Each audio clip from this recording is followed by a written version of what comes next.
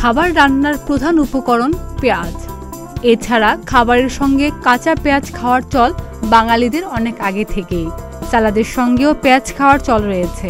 কিন্তু কাঁচা পেঁয়াজ খাওয়া কি আদৌ স্বাস্থ্যকর? এতে শরীরে কি হয়? ভাতের সঙ্গে কিংবা অন্যান্য খাবারের সঙ্গে কাঁচা পেঁয়াজ খাওয়া সাধারণত ক্ষতিকর নয়, বরং এটি কিছু উপকারও রয়েছে। পেঁয়াজে ভিটামিন, খনিজ এবং ফাইবারের পাশাপাশি কোয়ারসেটিন ও জৈব সালফার থাকে, যা শরীরের জন্য উপকারী।